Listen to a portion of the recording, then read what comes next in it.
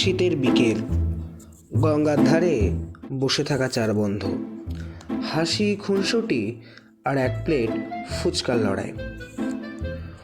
কখন যে সেই লড়াই গড়িয়ে যায় এক অদ্ভুত প্রেমের গল্পে, তো হয়তো তারা নিজেরাও বুঝতে পারেনি।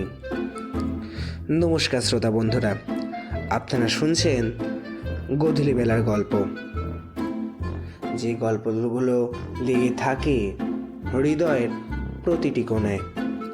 আজকের গল্প আসিফ হোসেনের লেখা ফুচকা ও প্রেম। গল্পের সূত্রধর এবং একটি বিশেষ চরিত্রে আমি মিন্দ্রনীল এবং গল্প কথনে দেবাদ্রিতা। অন্যান্য চরিত্রে রূপম, শুভম, অবন্তিকা, শতদল এবং আসিফ। তাহলে শুরু করা যাক ফুচকা ও প্রেম।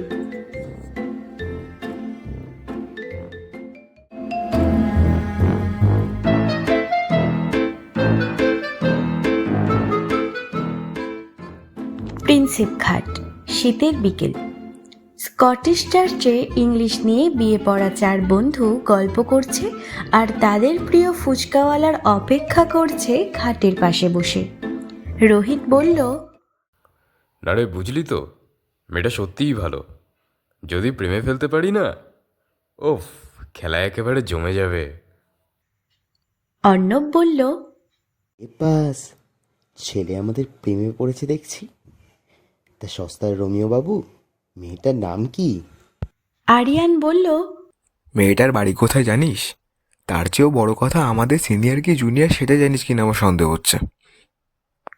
রোহিত খানিক রেগে বলল, এই এই তুই সস্তার রোমিও কাকে বললি রে, হতচ্ছাড়া? তারপর কাচুমাচু ভাবে বলল, আসলে সেদিন ক্যান্টিনে একবারই দেখেছিলাম, তো তাতে কি হয়েছে, সেসব খবর পেয়ে যাব আমি। আর আজও বন্ধু তো তোরা, কোথাও উৎসাহ দিবি, তা না করে টিটকিরি মেরে যাচ্ছিস। পাশে বসে থাকা ভালো ছেলে রাজীবের দিকে ফিরে আরিয়ান বলল, এই যে গুড বয়, প্রেম করেছিস কখনো? না, ওসব করে কি হবে, ফালতু সময় নষ্ট। অর্ণব বলল, ছেলের কথা দেখো, সময় নষ্ট, বড় পড়ুয়া। আচ্ছা শোন, ওই দেখ ফুচকালা এসে গেছে। আজ যদি তুই আমাদের চেয়ে বেশি ফুচকা খেতে পারিস তো ভালো, না পারলে আমরা যা বলবো শুনতে হবে। রাজি?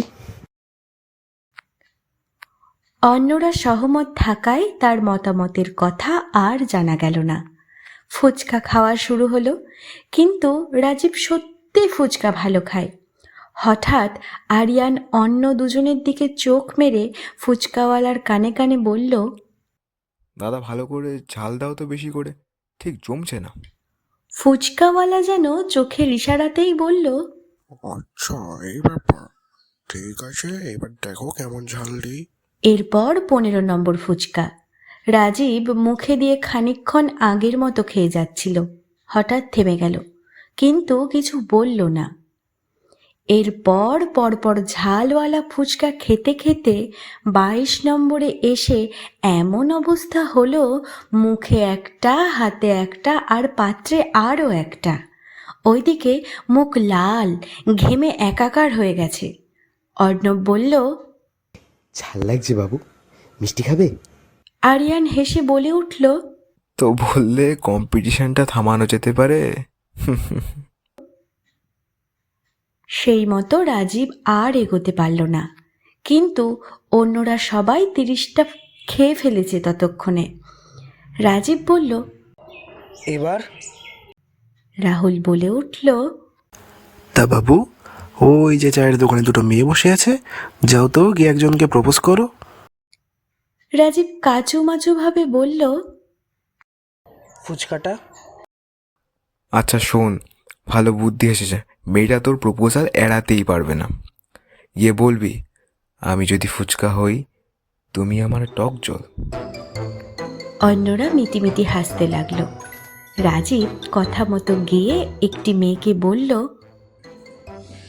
বলছি, একটা কথা বলবো। মেয়েটি তার অবস্থা দেখে বলল, কি বলবে?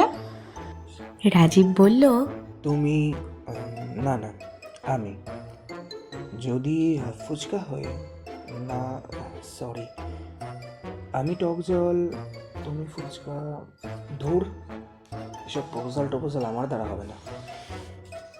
মেয়েটি এক রাশ হেসে বলে উঠল, তোমার ফুচকা তুমিই খাও।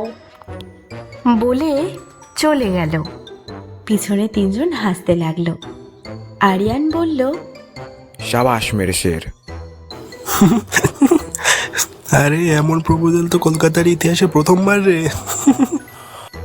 রাহুল বলল, ভাই আমাদের ফুচকা খাওয়াস, তোর নাম আমরা ইতিহাসে ফুচকা প্রেমে ব্যর্থ প্রথম প্রেমিক হিসাবে লিখে দিলাম। রাজীব করুণ মুখে হাতের ফুচকাটা মুখে দিয়েই এক রাশ বিরক্তি নিয়েই বলল, ধরতেরই ঝাল, আর ফুচকাই খাবো না, তো ঝাল খেয়ে দেয়।